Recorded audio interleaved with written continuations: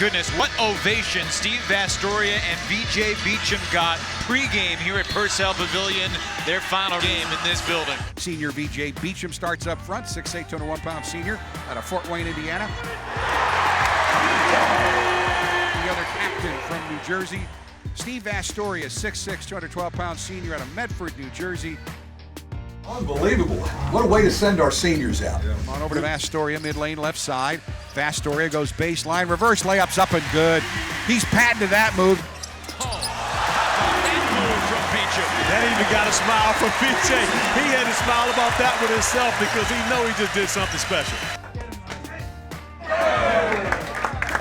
All right, great job. Let's bring it in. Father, thank you for helping us play together as a unit and keeping us away from injury. Through your name we pray. Amen. 1, 2, 3. Right corner, Vastoria, 3 on the west hand. Going Notre Dame lead. Down and Notre Dame again. Forward pass on over to Vastoria. Drives baseline, reverse layup up and good. A brilliant drive. At the rim, Bonzi Colson. Now to Beecham who drives delayed for the posterizing jam.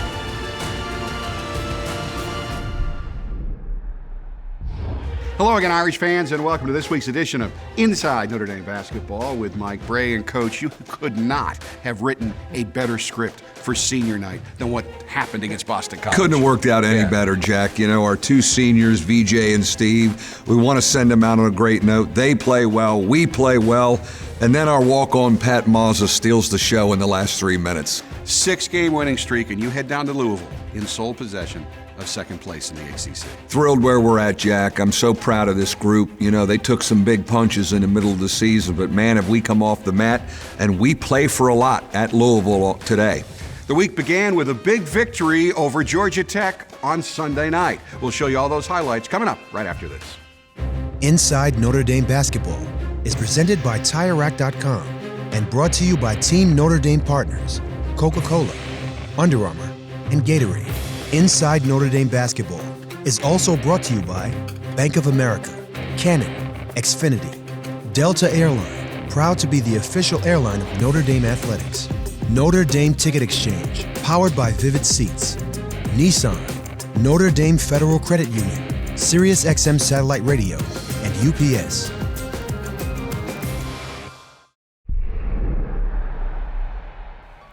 The way Georgia Tech defends and slows it down on offense, you knew you were going to have to grind it out.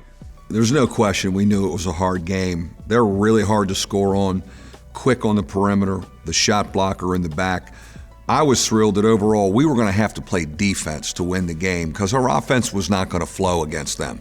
The three-point bomb was a big weapon for you, especially in the first half. 6 different guys hit 7.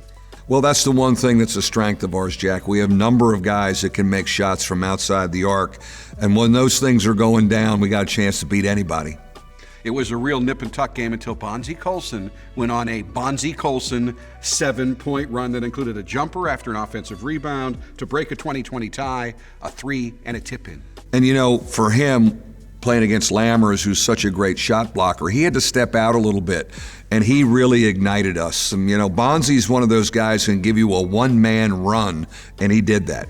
His 17th double-double, he'd get another one against BC. He had 20 points and 11 rebounds against Georgia Tech, 3 for 3 from three-point land. Is he getting enough consideration for ACC Player of the Year? Probably not, and I think he's still a little bit off the radar, and people don't know what to make of him. Maybe not only in our league, but nationally. This guy is the most efficient player in college basketball right now. You had a 6-point lead at halftime, and you never let Tech get closer than 4 until the final minute. Yeah, I thought our defense was the difference. You know, we held them to 60 points, and I was really proud of our mental toughness. You know, it was a tough offensive night, but it didn't carry over to poor defense on the other end. Maybe the biggest play of the game. Ball bounces into the corner, shot clock winding down. Farrell grabs it and throws it into the shot clock buzzer, made it 54-48 with 3:29 left. Who else than Matt Farrell to make the one that we need? And we were dying for a bucket. But as soon as he rose up, and he was behind the backboard, it was a tough angle. I'm thinking, that's going down, because that's when Matt Farrell strikes. Now, Tech hit some shots down the stretch. That's how they cut it to less than 4. But you guys made your free throws, and it was Farrell who made 7 of 8 in the final 2 minutes. Well, again, the weapon from the free throw line has been so good for us all year, and especially to finish games. He only hit 35% from the floor after a 7-day layoff, and I was kind of a little worried about it leaving, and I run into a guy named Austin Carr in the concourse, and I asked him about it, and he goes, forget about that. 7 days off, your legs get rubbery, you get all out of sync. Happens in the pros all the time, they'll be fine. Do you agree with that? I do a little bit. I mean, there's no question. I think your rhythm is thrown a little bit. I really love the rest, though. I'll take the rest that we got for our key guys. But I think it's a different rhythm. That's why I felt we were going to have to guard to win. Now, we never would have beaten teams shooting 35% in the old days. This group, there's an example of how this group defends. So Notre Dame's 5th straight win set the stage for an emotional senior night against Boston College. We'll break down that game right after this timeout. Really special senior night as you ceremonially, because they still have games to play, but you said goodbye to really 2 of the most productive senior captains in the history of this program. And 2 of the greatest winners in the history of our program with what they've done in March, back-to-back Elite Eights and ACC Championship. VJ Beacham, Steve Vastoria, 2 young men that let us coach them. They got better, and man, have they been fabulous leaders this year. And we can't forget your senior managers. You have such a unique program here where the managers really get involved in the logistics of running this basketball team. Johnny Kunst, Corey Chiavelli, and Dan Brinjar. Our managers are very much part of the team, and we have a great set of them, and those seniors did a fabulous job. We want to keep playing for a long time in March for them, too. Now, once everybody wiped away the tears, you started the game, and much like the first game up in Chestnut Hill, BC had the hot hand early. They got off to a good start again offensively. They're a gifted offensive group. They can shoot the ball. Their man offense is hard to deal with. TJ Gibbs has become normally the first man off the bench. He was in this game as well. He did a pretty good job for you in the first half. 2 steals, a bunch of deflections, 3 rebounds, and 3 assists. I think he jump-started our run defensively. He was active. He got his hands on stuff. His energy got us going to finish the half. And it was actually a steal by Gibbs and a feed to Beacham for a dunk that started a 15-0 run that got you from 7 down to 8 up. And during that run, Jack, we had 9 straight stops, which is 3 kills if you do the math. And that's where, again, our defense was the difference. And 5 of those points came from your other senior captain, Steve Vastoria, a really nifty reverse layup and a 3. Steve does such a great job throughout his career of picking his spots. He never forces anything, but he also senses the moment and momentum. He did that again in that end of half situation. And VJ certainly sensed the moment again. He was terrific in the first half, 15 points and 6 of 9 shooting, finished with 22 for the game, his 11th 20-point game of his career, but 10 of them came this season. He is in an unbelievable rhythm right now. I just don't want to even overcoach him. I just want to let him go and keep him moving forward, but he is one confident young man right now. Now, you led by 8 at halftime, and you ultimately expand the lead to 20 after 5 more straight points by Steve Vastoria. Steve got us going again, and we got some breathing room there. I thought we got into a very good offensive rhythm in the second half, coupled with good defense again. So everything worked out perfectly so that you were able to take out Steve and VJ to get the standing ovation that they deserve. I was hoping I would be able to do that, but be able to substitute both of those guys out, let our home fans and our bench welcome them coming out for just an unbelievable career and a great last night in Purcell Pavilion. But I don't think anybody expected the climatic finish, grad student Pat Mazza becoming an instant Notre Dame legend. Unbelievable. He's bigger than life all of a sudden. I don't know. His agent's probably going to call me and want more playing time. But, he has been a great teammate and a great old senior mature guy on our roster. But he comes in and just continually makes plays. He gets the block. He gets the dunk. He gets the rebound. He electrified the crowd. Couldn't have scripted a better senior night. So you win it, go to 13-5 on the season. Again, you head to Louisville in second place. It's been a pretty good year. It's been a pretty darn good run with this group. But it's funny, I was thinking back this week, in July when we were practicing, there was something about this group, a steadiness, a poise, a focus that, my son was at a lot of the practice and said, You even know you got a good team. And I said, I don't want to say anything yet. Don't jinx me, but a special group. Kelly Tripucka, Gary Brokaw, Troy Murphy, David Rivers, Steve Astoria. The list of great Notre Dame players from New Jersey goes on and on. When we come back, Rivers spends some time with two of the 2017 Notre Dame Jersey boys. Basketball players from the state of New Jersey have a well-deserved reputation for toughness. Coach Brey is delighted he has three tough Jersey boys on his roster this season: Steve Astoria, Matt Farrell, and TJ Gibbs. When he came to campus for his Ring of Honor ceremony earlier this season, David Rivers, the toughest Notre Dame Jersey boy of them all, spent some time with the two 2017 Irish Jersey boys who play his position, Matt Farrell and TJ Gibbs. So, if I'm asking you to define, Jersey toughness, what would be your response? So, another Jersey kid here at ND. Where are you from in Jersey? I'm from Central Jersey, like Bridgewater, Somerset County area. Where are you from? Jersey City. Jersey City. Cold Jersey City. It's the toughness, it's the edge. Earning your way in the playgrounds, getting bumped around, that's what it was all about back then. Is it still the same? I mean, it was pretty tough. I mean, where I was growing up, Bridgewater, I was always the small guy, Did you ever think it would lead you here, getting all those bumps and bruises? No, not a chance. So I know playing, on the playgrounds in Jersey, it wasn't easy. No, never. Definitely always battling for everything. That's right, every inch. Yeah. Did you ever think it would lead you here? No. Don't worry, neither did I. So how'd you do it? How were you so successful here as a point guard? I was just dedicated. I wanted to be the best. I wanted to be the best teammate possible, and I was committed to going after perfection.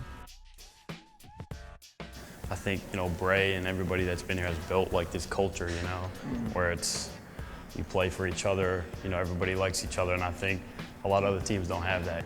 It's that sense of family that sometimes can outweigh the X's and O's. It allows you to overcome some of the things that you wouldn't believe possible.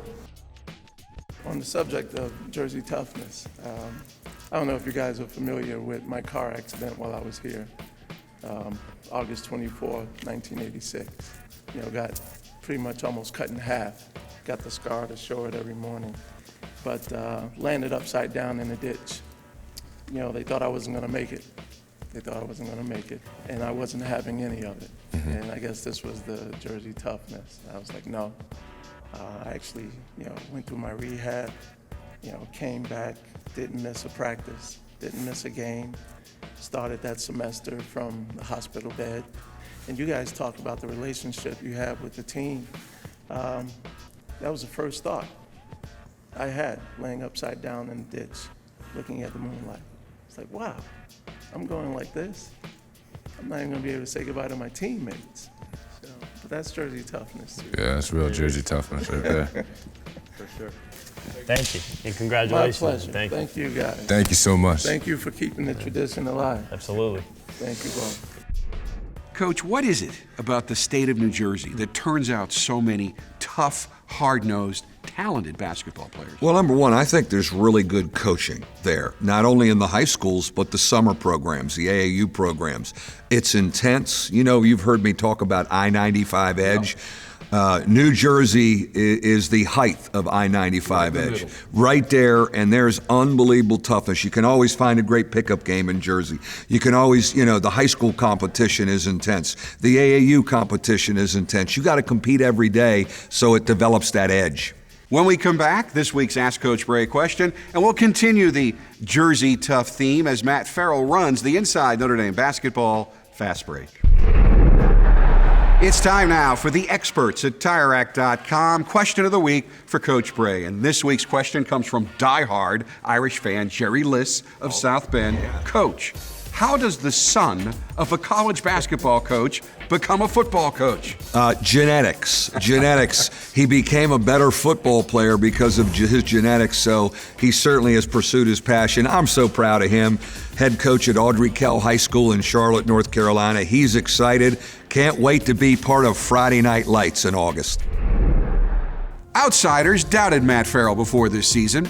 Insiders knew he would be good, but they were not sure how good. But when Matt Farrell led the Irish to victory in the Legends Classic back in November, Mike Brey and his players knew they had their quarterback for this season. No moment is too pressure-packed for the New Jersey junior, so spending some time on the inside Notre Dame basketball hot seat will be like a day at Point Pleasant Beach for Matt Farrell. Favorite all-time movie? Goodfellas. First car you ever drove? Jeep Liberty. Favorite musical group or artist? Frankie Valli in the Four Seasons. Who is your role model? My brother. One thing the public would be surprised to learn about you. I love Marvel superheroes. Twitter or Instagram? Twitter. Favorite sport to play other than basketball? Baseball. Favorite part of practice? Free throws. Worst part of practice? Two-man drills. Best part of your game? Being a playmaker. Best nickname on the team and who has it? Big Baby. Bonzi. One thing you always hear from Coach Brey in practice? Be more aggressive. Ryan Ayers. Shooter. Eric Atkins. Playmaker. Ryan Humphrey. Rebound. Harold Swanigan. Dominate. Best dresser on the team? Nico. Worst dresser on the team? Me or Steve. Best singer on the team? Bonzi. Worst singer on the team? Me. Beard growing competition, who wins, you or Coach Brey? Oh, me. Easily. Me. That is exactly the answer you expect from Matt Farrell. There's no question, and if there's one guy that's got a better beard than me, I can't touch Matt Farrell. He's got it. Maybe it's a point guard thing. We all have good beards. It's time now for this week's Notre Dame Ticket Exchange, powered by Vivid Seats Play of the Week. For this week's play, we take you back to the second half of Notre Dame's victory over Georgia Tech and another clutch, shot clock beating bucket by Matt Farrell. Off to Colson, his shot is blocked by Lammers. Farrell grabs it, fires it up at the shot clock buzzer, and knocks it down for a two-point shot.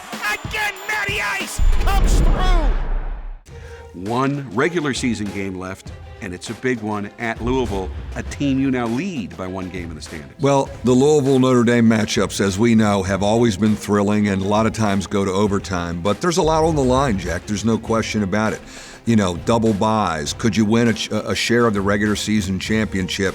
Going to be a heck of an atmosphere down there, but our guys have been great on the road. And you've been great in the Barclays Center. So regardless of when you play or how many games, your guys don't think you'll lose there. Well, we're very excited to go back to Barclay. There's no question. We have good memories and can't wait to get back in New York for a postseason league tournament. And we have one more show to go, and that will be next week when we break down the Louisville game, Notre Dame's run through the ACC tournament, and we look ahead to the NCAA tournament. How great is it to have that guaranteed? I tell you what, it's good to know I'm going to be celebrating on Selection Sunday with a week to go. So until next week, for Coach Brey, I'm Jack Nolan. Thanks so much for watching, and as always, go Irish. Inside Notre Dame Basketball is presented by TireRack.com and brought to you by Team Notre Dame partners, Coca-Cola, Under Armour, and Gatorade. Inside Notre Dame Basketball is also brought to you by Bank of America, Canon, Xfinity, Delta Airline, proud to be the official airline of Notre Dame Athletics. Notre Dame Ticket Exchange, powered by Vivid Seats, Nissan, Notre Dame Federal Credit Union, SiriusXM Satellite Radio, and UPS.